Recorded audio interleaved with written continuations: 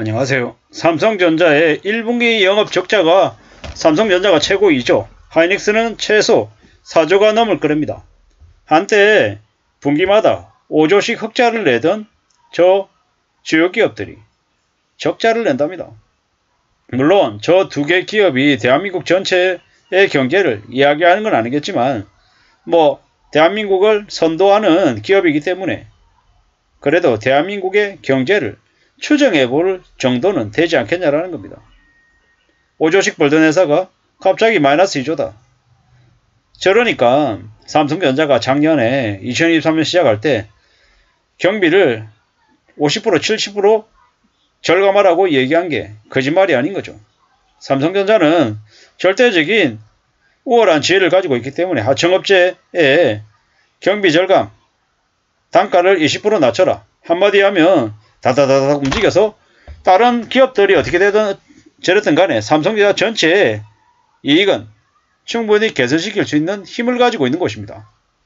물론 삼성전자가 그렇게 하려면 전 세계적으로 특히나 중국 이런 데다가 수출을 예전만큼 제대로 잘 해야 되는 거죠. 근데 지금 그러지 못하고 있는 거죠. 삼성전자나 하이닉스가 중국에 수출은 수출대로 못하고 미국으로부터 좀 배타적인, 좀 배제를 당하는 그런 일도 겪고 이런저런 상황에서 되게 힘들고 어렵죠. 그런데 지금 정권가에서 이제 전문가라고 얘기하는 놈들은 뭐라고 떠들어댑니까? 삼성전자 저가에 살 수 있는 절호의 기회다 이렇게 얘기하죠. 불과 1년 전만 해도 삼성전자 9만원대 물려있는 사람들이 되게 많았습니다. 지금은요 한 6만원쯤 되죠. 한 50% 정도 한 30-40% 정도 손해를 본 상태입니다.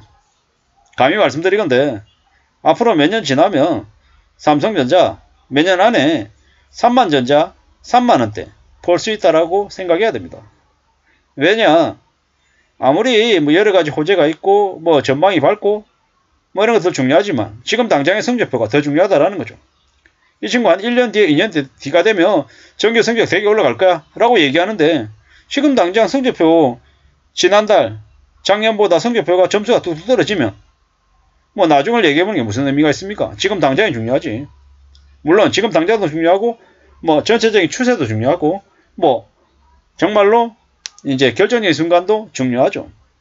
근데 지금 이제 삼성전자나 하이닉스의 처지는 매우 암울하다라는 거죠. 그 암울함이 우리는 이미 2022년 3분기 4분기 때 짐작을 했고 또 2023년을 맞이하고 있습니다. 말로는 상고하저라고 해서 상저하고라고 해서 상반기 때는 안 좋지만 하반기가 되면 개선이 돼서 연간으로는 괜찮을 거다라고 얘기하지만 그냥 희망이 섞인 얘기인 것 같다라는 의심이 드는 거죠.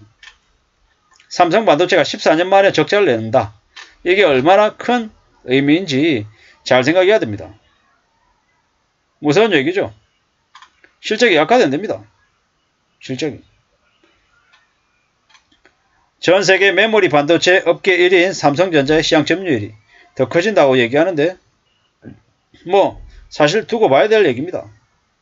우리가 한때 일본이 엄청났습니다. 반도체로. 그러던 게 일본이 꺾여가지고 되게 어려운 체제에 내몰렸던 걸 우리는 이제 기억을 못하는 것 같지만 기억을 해야 됩니다. 왜 기억을 해야 됩니까?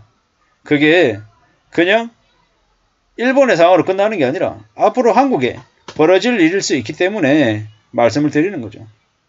무서운 얘기죠. 무서운 얘기입니다. 우리는 항상 과거를 통해서 현재를 내다보고 현재 상황에서 또 미래를 또 추정할 수가 있습니다. 지금 우리가 겪는 이 우려스러운 상황들, 무서운 일들 이런 것들을 어떻게 생각해야 될까? 어떤 느낌으로 이해를 해야 될까? 많은 고민을 해야 된다라고 저는 감히 말씀드립니다. 왜 고민을 해야 된다? 왜 말씀을 드리겠습니까? 쉽지 않기 때문이죠. 이러한 상황들이 그냥 우연찮게 온 거다. 아니죠. 이미 예정된 모습들입니다. 이 예정된 모습들이 금방 상황이 나아지냐? 아니라는 거죠. 한때 일본은 1970년대에 월쇼크를 겪으면서 첨단 산업으로 눈을 돌렸고요. 1980년대에는 일본의 메모리 점유율이, 반도체 메모리 점유율이 25%였는데 1987년도에는 80%까지 급등했습니다. 그 당시 미국 언론이 일본의 메모리 장악을 뭐라고 했냐면 제2의 진주만 공습이라고 했습니다. 미국의 인텔이 일본의 공세에 밀려서 1984년에는 DRAM 사업을 접었죠. 이러다가 나중에 어떻게 됐습니까? 나중에 1986년에 10%밖에 안 되던 미국산 반도체 점유율을 20%까지 올리고 저가 공세를 금지하는 걸 골자로 한 미국과 일본의 미일 반도체 협정을 맺었습니다. 이걸 맺고 난 이후에 서서히 일본이 어떻게 됐습니까? 일본은 나중에는 쇠락의 길을 걸었습니다. 일본 엘피다가 2012년에 파사하고 2017년에 도시바가 랜드플레이스 사업부를 매각했고 파나소닉마저 2019년 반도체에서 매각했습니다. 그리고 그 빈자리를 한국의 삼성전자가 차지했죠. 지금요. 지금 우리가 이제 어떤 모습일까요? 우리는 잘 생각해 볼 필요가 있습니다. 일본의 그 몰락을 우리가 우리의 일이 될 수 있음을 잊지 말아야 된다는 거죠. 지금 미국은 한국 또한 안중에 없죠. 우리가 어떻게 이 힘들고 어려운 처지를 견디고 겪을 수 있는지를 잘 공개해야 됩니다. 나라 전체가 삼성전자나 SK 하이닉스에 대해서 아주 중요하다는 걸 인식하고 잘 대응할 필요가 있다는 거죠. 물론 쉽지 않은 얘기입니다. 꽤 어려운 얘기죠. 그동안에 많은 흑자를 냈었는데 대중국 관련한 수출이 문제가 생기면서 저렇게 된 겁니다.